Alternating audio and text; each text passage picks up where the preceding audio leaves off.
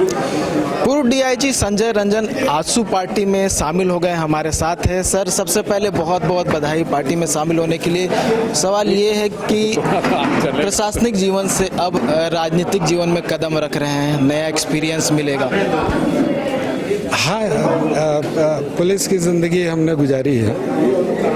25-26 सालों तक मैं पुलिस ऑफिसर रहा हूँ। वहाँ पे भी हर रोज़ नई चुनौती आती थी। एक केस सॉल्व कीजिए, अगला केस तैयार है। तो मगर ये जो जीवन है जरा सा उससे अलग हटा हुआ है, मगर इसका रोमांच भी बड़ा ही अद्भुत और विचित्र है। कोशिश करेंगे कि इसको दिल लगा के जिए और खूब मस्ती के साथ काम करें। मैं ना टेंशन लेता हूँ ना टेंशन देता हूँ, टेंशन में मेरा यकीन नहीं है। और हम सबकी यही कोशिश रहेगी कि एक टीम बनाई जाए, टीम बनी हुई है, उस टीम को और धार दी जाए, इसमें एक रफ्तार पैदा की जाए। और ये कैसे हो सकता है, ये पार्टी का जो नेतृत्व है वो निर्देश देगा, समय समय पे वो कहेगा कि इस दिशा में आगे बढ़ना है। जिस दिशा में कहेगा उस दिशा में दरिया है, दरिया का पानी चल निकलेगा। जी, ख्याल कब आया कि अब प्रशासनिक जीवन से हटकर राजनीतिक पारी की शुरुआत की जाए? खुद को हमेशा जीवित और जीवंत बनाए रखने के लिए आपको हर रोज़ ताजगी के साथ सोचना पड़ता है।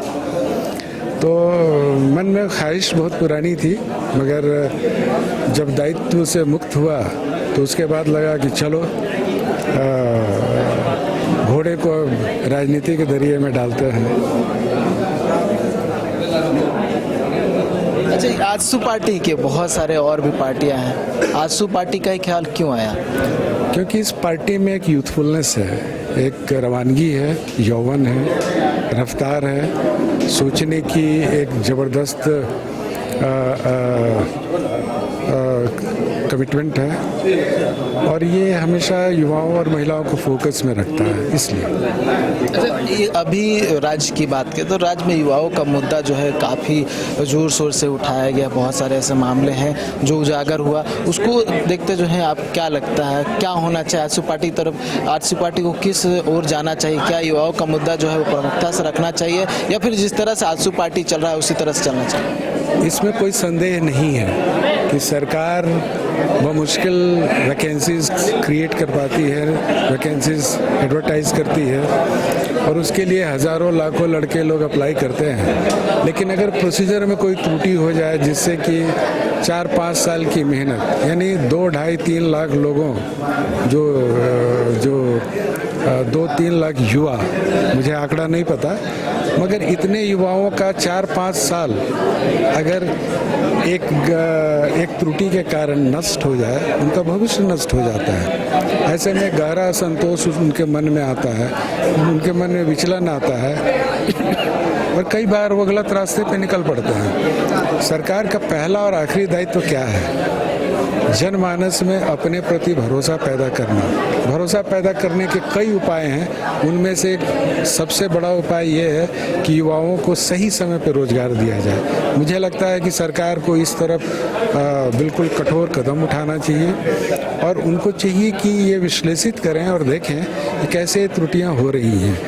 ये त्रुटियां इस तरह की चाहे किसी की सरकार में हो, कहीं भी हो, देश के किसी भी कोने में हो, इनकी निंदा की जानी चाहिए। और वैसे लोग जो इसमें लिप्त रहते हैं, वैसे लोग जो युवाओं के भविष्य के साथ खेलते हैं, उनके साथ सख्ती से पेश आने की ज़रूरत है। सवाल किसी सरकार या पार्टी का नहीं है, सवाल युवाओं के भविष्य का है, इस राज्य के भविष्य का है। तो ये एक मुझे लगता है कि बहुत ही जल्दी इस पे कुछ बड़ा और कठोर रवैया सरकार को अपनाना चाहिए। लोकसभा चुनाव होना है, बहुत सारी पार्टियां अपने प्रत्याशियों की घोषणा भी कर रही हैं, और आप भी पार्टी में शामिल हुए हैं। क्या आजसू पार्टी एज ए उम्मीदवार आपको उतारेगी? ये क्या चेहरा बन सकते हैं? चेहरे को मोहरे के साथ मिक्स मत कीजिए। ये पार्टी नेतृत्व का कार्य है। पार्टी ऐसा नहीं है कि अभी आपने पार्टी ज्वाइन किया और कल से आपके जो सपने हैं वो हवा में तैरने लगे। ये सारी चीज़ें नहीं है। पार्टी है, पार्टी को ज्वाइन किया, पार्टी के साथ मिल बैठ के काम करेंगे। पार्टी की जो दिशा होगी, पार्टी का जो नेतृत्व जो आदेश करेगा उस पर अमल करेंगे और कोशिश करेंगे कि पार्टी के दिशा निर्देशों को जमीन पे उतारें। इस पे निजी महत्वाकांक्षाएं रहती हैं वो अलग हैं, मगर पार्टी एक बहुत बड़ा संगठन है जिसमें हजारों लोग जुड़े रहते हैं। पार्टी की एक समझ होती है, पार्टी की एक सोच होती है, उस सोच के साथ आगे बढ़ना जरूरी है। हाँ, आपने कहा लोकसभा चुनाव और विधानसभा चुनाव तो अभी होने नहीं है। लोकसभा चुनाव के लिए जो प्रत्याशी है वो शीर्ष नेतृत्व तय करता है, वो करेगा। विधानसभा में भी नहीं दिखेंगे। विधानसभा का तो चेहरा बन सकते हैं, हालांकि उसके लिए टाइम भी है, उसके लिए आपको बहुत समय भी मिल जाएगा। मैंने कहा ना कि प्यादे से बादशाह को मात मत दीजिए, ठीक है। अभी बहुत वक्त है, अभी दरिया का बहुत पानी बह निकलेगा तब तक जब तक कि चुनाव होंगे, तो अभी बहुत वक्त है। लॉ एंड ऑर्डर को लेकर सवाल है, क्योंकि आप यहाँ के ट्रैफिक एसपी रह चुके हैं, बहुत सारे क्षेत्र में आप घूम चुके हैं, एसपी रह चुके हैं। रांची के लॉ ऑर्डर और पूरे झारखंड की बात करो तो क्या देखते हैं, किस तरह की सुधार होनी चाहिए और क्या अभी है? लॉ एंड ऑर्डर एक बहुत ही बड़ा और व्यापक सब्जेक्ट है और उस पर चलते फिरते टिप्पणी नहीं की जाती है। मुझे लगता है कि घटनाएं जब भी घटती हैं पुलिस को सक्रियता बरतनी चाहिए, पुलिस का जो आसूचना तंत्र है उसको मजबूत करना चाहिए। और ऐसा नहीं है कि आज घटना घटी है कल नहीं घटेगी, ऐसा नहीं है। जैसे जैसे रांची का डेवलपमेंट हो रहा है, बहुत सारे इश्यूज भी क्रॉप अप कर रहे हैं, बहुत सारी जो चीज़ें हैं वो भी सामने आ रही हैं, तो निश्चित रूप से लॉ एंड ऑर्डर बढ़िया रहे, ये सबकी कामना यही है, हमारी भी यही कामना है। और मुझे लगता है कि सरकार इस पे संवेदनशील ज़रूर होगी। कुछ घटनाएं घट जाती हैं तो उन केसेस को डिटेक्ट करके जो अपराधी हैं उनको सज़ा दिलाना सिस्टम का काम है, वो चल रहा है, जिस पे कोई फौरी उस तरह की टिप्पणी नहीं की जाती है और न मैं करूँगा। आखिरी सवाल, संजय रीजन का आजसू पार्टी को लेकर विजन क्या है, आप क्या देखते हैं?